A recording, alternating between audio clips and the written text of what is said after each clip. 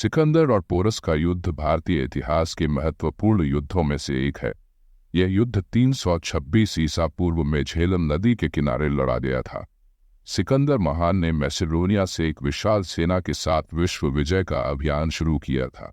जब उसने फारस साम्राज्य को पराजित कर दिया तो उसने भारत की ओर रुख किया। राजा पोरस पौरव राज्य के राजा थे जो आधुनिक पंजाब के क्षेत्र में स्थित था।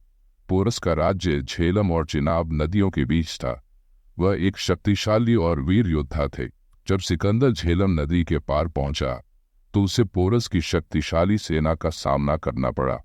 पोरस ने अपनी सेना को नदी के किनारे मजबूत स्थिति में तैनात किया था।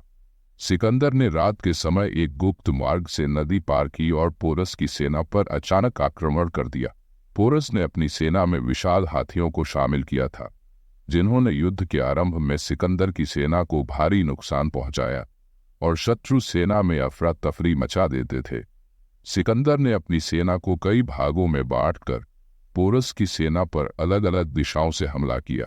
सिकंदर अपनी घुड़सवार सेना का अच्छे से प्रयोग किया और पोरस की सेना को धीरे धीरे पीछे धकेल दिया और अंततः पोरस पराजित हो गए, लेकिन उन्होंने असाधारण वीरता और साहस का परिचय दिया। जब पोरस को बंदी बनाकर सिकंदर के समक्ष प्रस्तुत किया गया तो सिकंदर ने पोरस से पूछा, तुम्हारे साथ कैसा व्यवहार किया जाए? पोरस ने गर्व से उत्तर दिया, जैसा एक राजा दूसरे राजा के साथ करता है। पोरस के इस उत्तर ने सिकंदर को प्रभावित किया और उसने न केवल पोरस को जीवित रहने दिया बल्कि उसके राज्य को भी लौटा दिया। सिकंदर ने पोरस को अपने साम्राज्य का एक प्रमुख सहयोगी बना लिया और उसे उसके राज्य की सीमा बढ़ाकर उपहार स्वरूप दी। सिकंदर और पोरस का युद्ध भारतीय इतिहास में इसलिए महत्वपूर्ण है क्योंकि यह भारतीय शासकों की वीरता और रणनीतिक कौशल का प्रतीक है।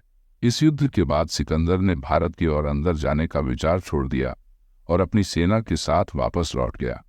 यह युद्ध भारतीय साहस, सम्मान और युद्ध कौशल की एक यादगार घटना है जिसे आज भी इतिहास में गर्व से याद किया जाता है।